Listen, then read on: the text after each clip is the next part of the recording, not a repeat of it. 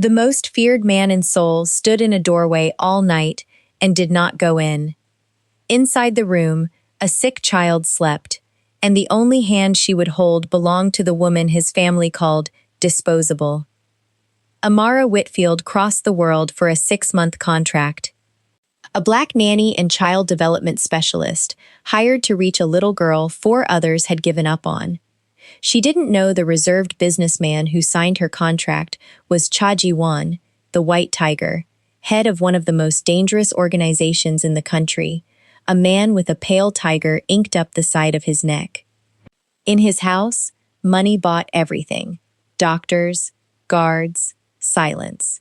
It could not buy his daughter's trust. Amara didn't drag the child out of hiding. She sat on the floor and folded a paper star.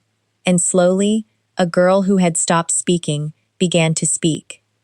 Then, on the worst night of the storm, the fever came, and Amara refused to let go of that small hand until dawn. But what Ji-won saw from that doorway would change everything he thought he knew about power. Before starting the story, comment down below where you are watching from and what time it is there. If stories of karma, love, and hidden truths move you, leave a like, be sure to subscribe to the channel, and click join to become a member and help our channel. The gate closed behind Amara Whitfield before she finished counting the men along the driveway. 4, all in black. None of them looked at her face. A butler took her suitcase without a word and set it down inside a foyer the size of a church, marble underfoot. A staircase that curved up into shadow. Somewhere above her, a door slammed, and a woman's voice cut through the house like a blade wrapped in silk.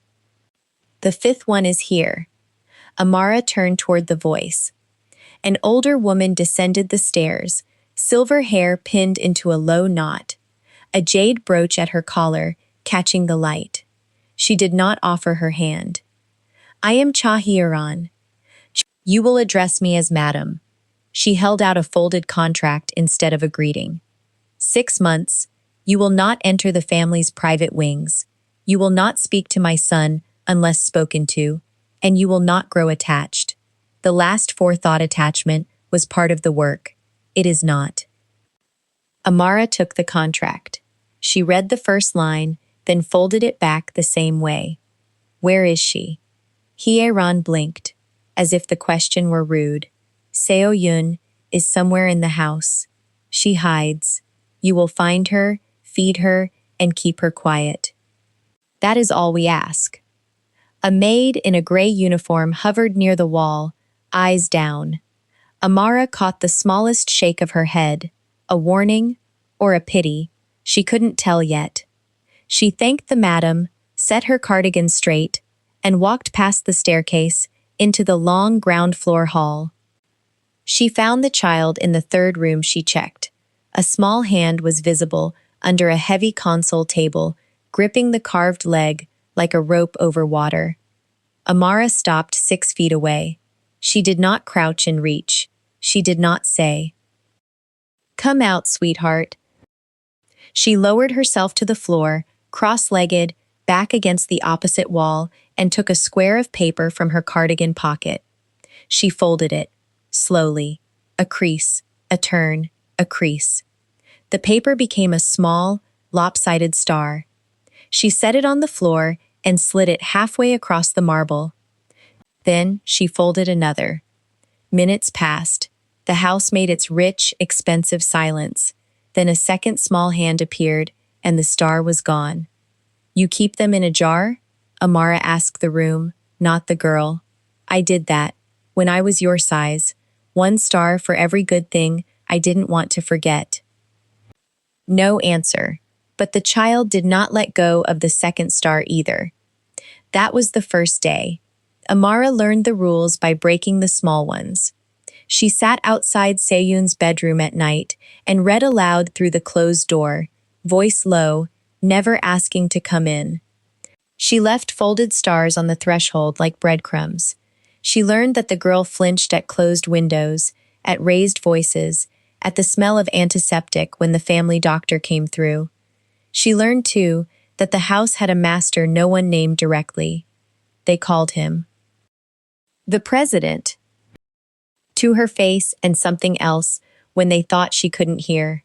Once, from the upstairs corridor, she saw him, tall, black suit, posture like a drawn wire, pause outside his daughter's door, lift his hand, and not knock. He stood there, the length of a held breath.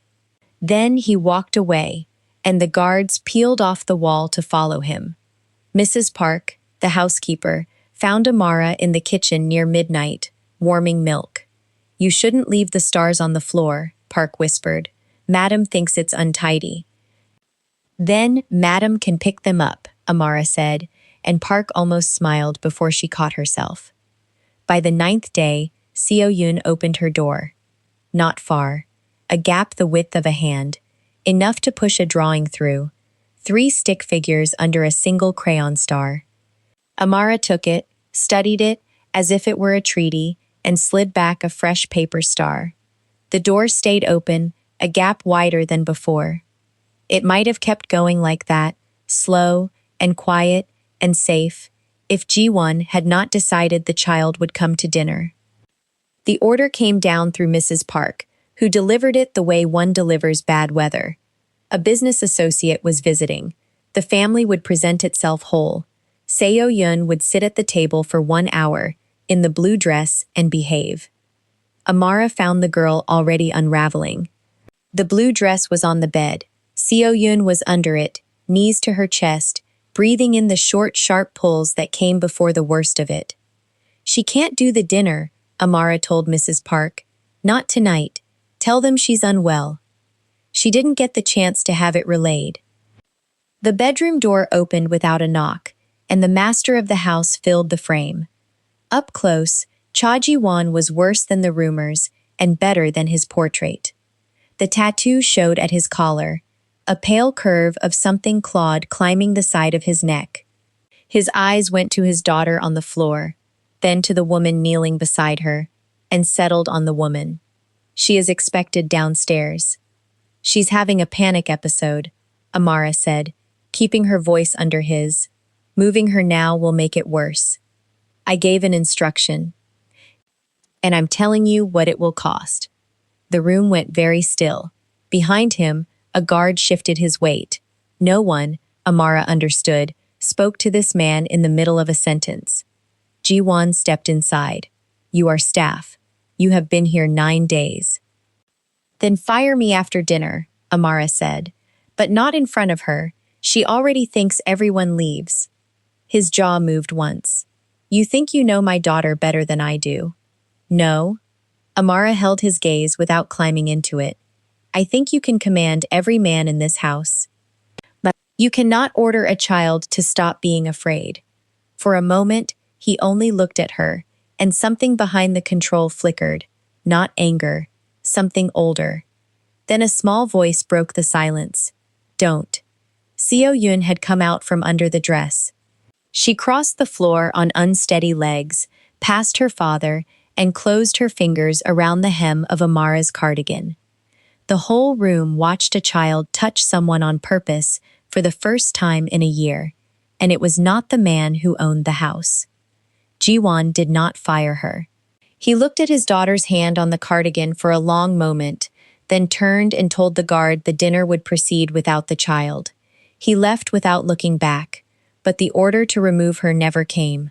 Amara stayed. The weeks after moved on 2 tracks. On one, a house learned it had a new fixed point. On the other, a man began coming home early and pretending he hadn't. The stars multiplied.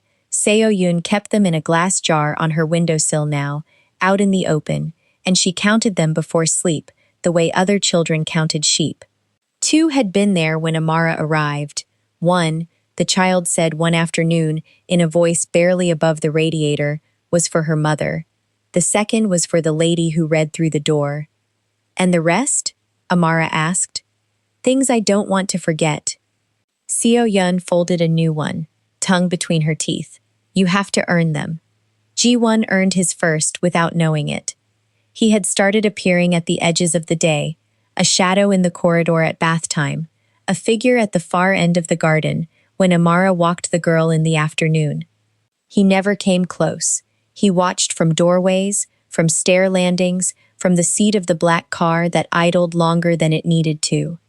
Do-hyun noticed before his boss did. "You've changed his schedule," the head of security told Amara one morning, not unkindly. He had a scar through one eyebrow and a way of saying serious things lightly. 3 years he stayed at the tower past midnight. Now he's home by 9. He'd deny it under oath. "I didn't change anything," Amara said. "The house is louder," Do-hyun said. "A child laughs in it now." He follows the sound. He studied her a beat too long. "Madam has noticed too. Be careful which sounds you make." Amara understood the warning. She kept her head down and her work exact. But the thing that bound her to Ji-won was already built, and neither of them had signed for it. It was the girl. It was the ledger of small recoveries. A full meal, a night without the lights on, a laugh in the garden that only the two of them were keeping. He crossed the distance on a Thursday. Seo-yun had fallen asleep on the library floor mid-drawing, crayons scattered like fallen soldiers. Amara was gathering them when Ji-won came in, jacket off, sleeves at the wrist. Without the armor of the suit, the tiger climbed higher up his neck than she'd thought. "She sleeps here now," he said, not a question. "She sleeps where she feels safe." He crouched by the drawing his daughter had left. 3 figures again, the tall one no longer standing apart. He touched the edge of the paper, the way other men touch things they were afraid to break. "Her mother made stars," he said. "I forgot that until this house started filling with them." It was the most he had ever given her. Amara said nothing, which was the right thing, and he seemed grateful for it. She might have let herself believe the worst was behind them. Then the fevers started coming wrong. The first time, she blamed the weather. Seo-yun woke burning at 3 in the morning, heart galloping, convinced the walls were closing. Amara cooled her, talked her down, and logged the hour in the small notebook she kept for the child's patterns, the thing no one had asked her to keep. Dr. Yoon came the next day, calm and kind, adjusted a dose, and left a new bottle. "Stress does this to fragile children," he said, folding his glasses. "The episodes will pass with the right levels." But the episodes did not pass. They arranged themselves. Amara noticed it the way she noticed everything, by refusing to look away. The fevers spiked in the small hours, hard and fast, then broke by dawn. They never came on the mornings Dr. Yoon was due. They never came when Ji-won was home for 2 nights running. She lined the dates in her notebook against the medication chart Mrs. Park quietly copied for her from the family office, and the 2 columns would not agree. The chart said the child was dosed at 8 each evening. Seo-yun told her, matter of fact, that the sleepy medicine came sometimes at 8 and sometimes when the tall doctor's assistant came alone. "Alone," Amara repeated. "When you're eating dinner." The girl folded a star. "He says it's a secret between doctors." Amara sat very still on the edge of the bed. The radiator ticked. Rain started against the glass.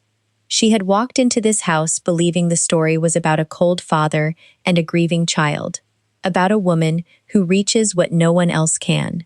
She had been wrong about the shape of it. Someone was making this child sick, on a schedule, in a house with 4 men at the gate and cameras in every hall.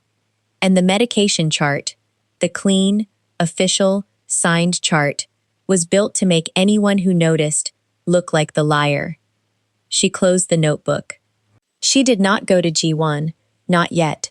She had no proof, only 2 columns and a 7-year-old's memory, and in this house, her word weighed nothing against a doctor's signature. But she took the new bottle from the nightstand, wrote the date on the label in her own hand, and slid it into the zippered pocket of her bag, the one that locked.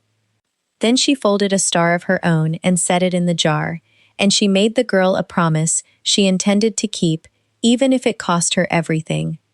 "No more secret medicine," Amara said, "not from anyone. If it doesn't come from me, you don't take it. Seo Yun looked at her the way children look when they decide, all at once, whom to believe. Okay, she said, and she meant it like a treaty. The storm arrived the same night Ji-won had to leave. He came to the child's room in his coat, which he never did, and crouched to Seo Yun's level, which he had only learned to do that month. One meeting, he said, I'll be back before you finish the story. Stay, Seo Yun said. I can't, but she will.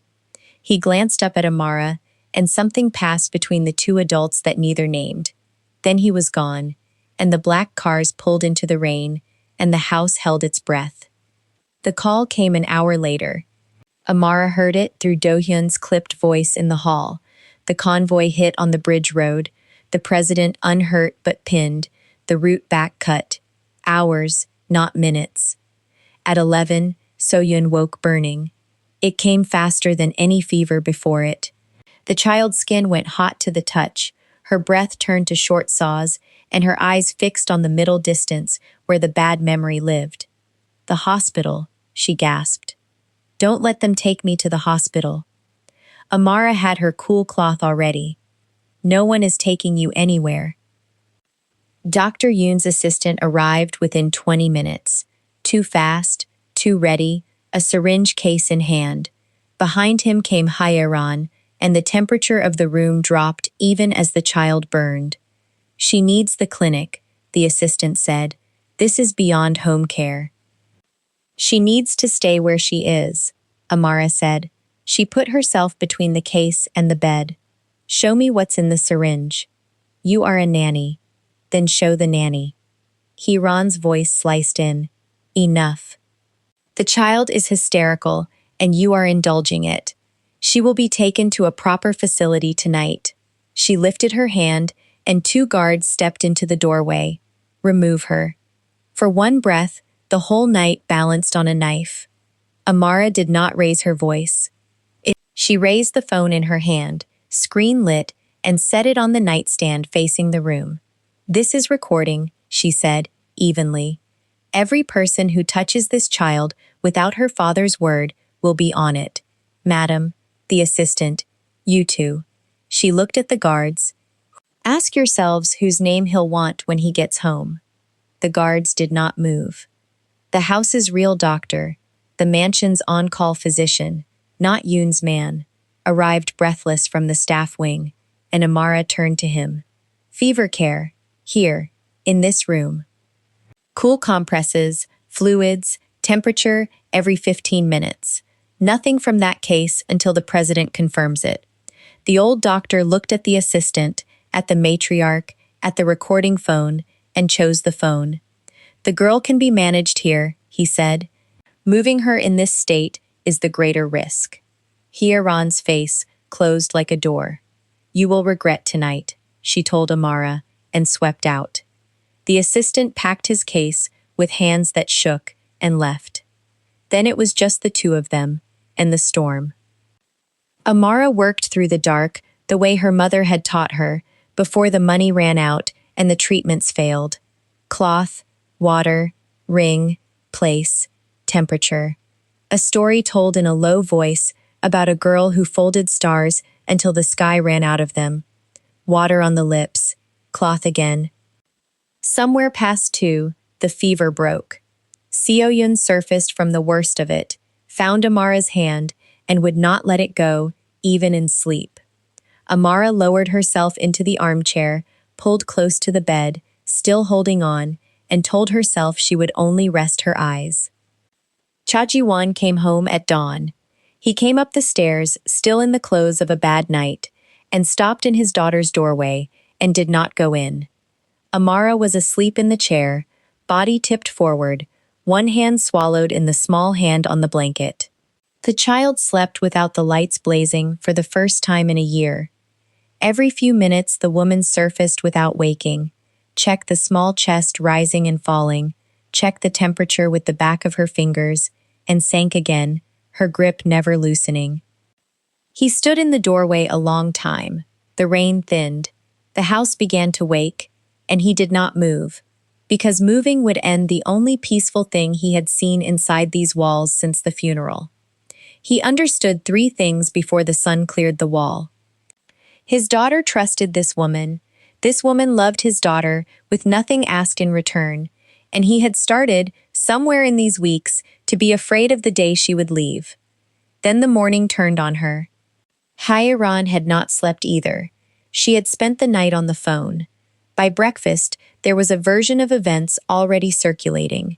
The foreign nanny, who had barred a sick child from medical care, who had recorded the family, who had overstepped every line.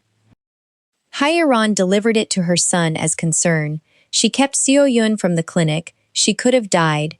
This woman is a danger dressed as devotion. She sleeps in the child's room now. Do you understand how that looks? And before Ji-won found his footing, the second blow landed. Photographs reached the entertainment press by noon. Grainy, angled, damning. The nanny and the president close in a doorway. The nanny's hand near his. A caption about the widowed crime heir and the American help who had found her way upstairs. The agency called within the hour and voided her contract to protect its name. Hyaron came to Amara's small room with an envelope thick enough to change a life, and a velvet box beside it. For your silence and your discretion, the madam said. Take it and be gone by evening, and none of this follows you home. Amara looked at the money. She looked at the jewels. She thought of her mother wiping down counters in houses that never learned her name. She pushed both back across the table. She packed in 20 minutes. She left the money, the box, the last month's pay.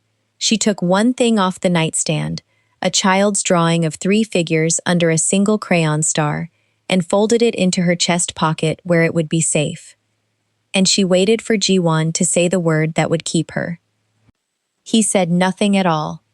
The gate opened for Amara the same way it had closed, without ceremony. She was halfway down the drive, suitcase in hand, when Seo-yun's voice tore across the courtyard. Why do you let everyone I love go away? The whole staff heard it. Ji-won, on the steps, heard it most.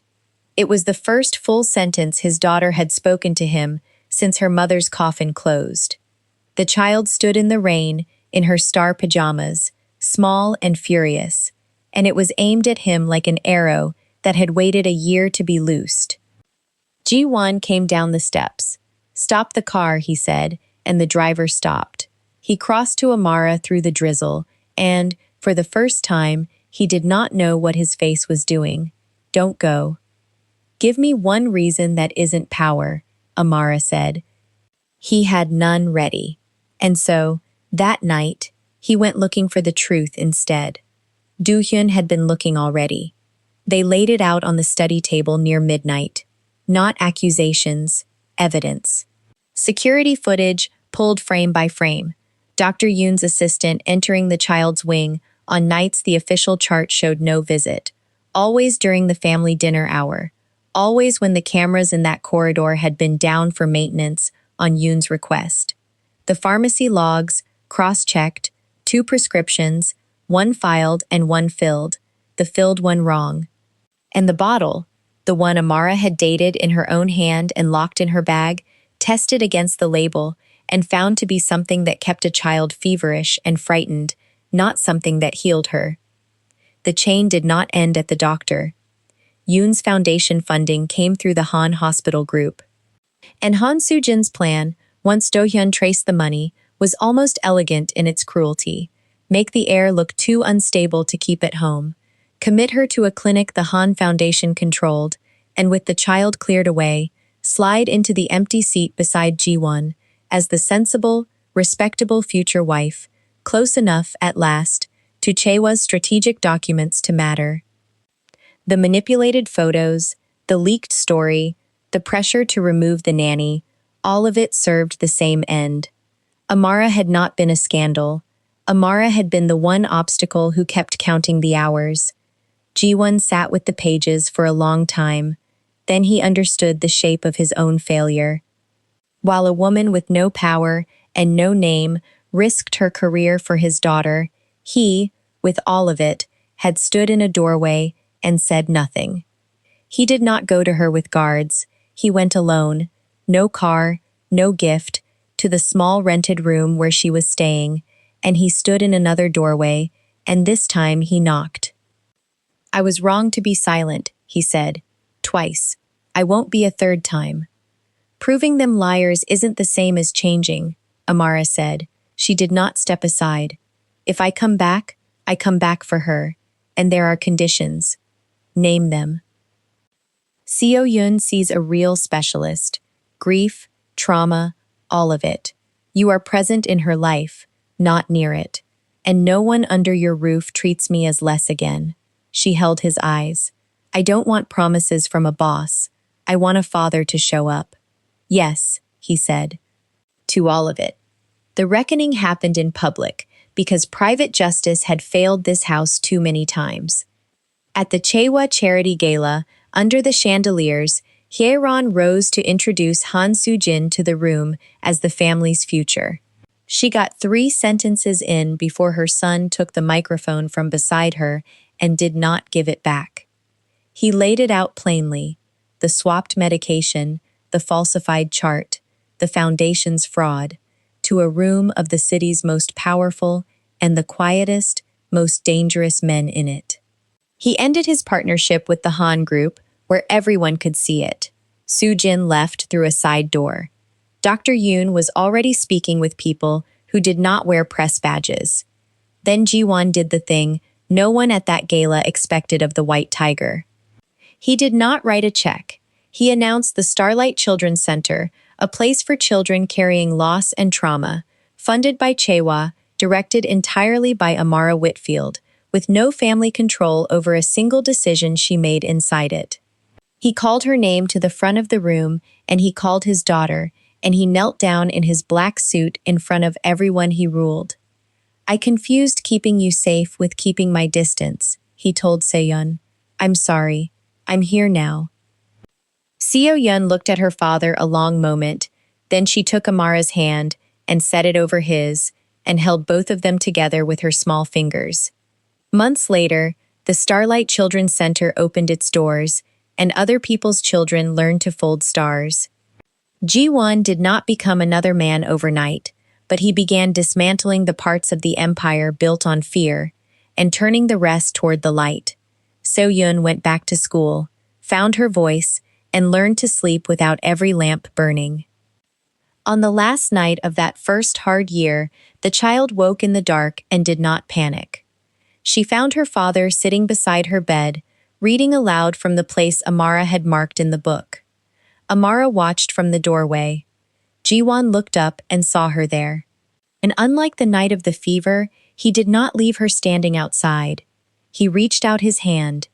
Nobody stayed in the doorway that night. If this story moved you, stop for a moment and reflect. Have you ever been the person who stayed when everyone with more power walked away? Have you ever given a child, or anyone, the one thing money can't buy, and been treated as replaceable for it? And if the truth about you was buried under someone else's lie, who would keep counting the hours until it came out? Tell us your experiences and feelings in the comments. We read them all. And if you believe in stories about dignity, loyalty, and hidden truth, leave a like, be sure to subscribe to the channel, and click join to become a part of our community and help the channel.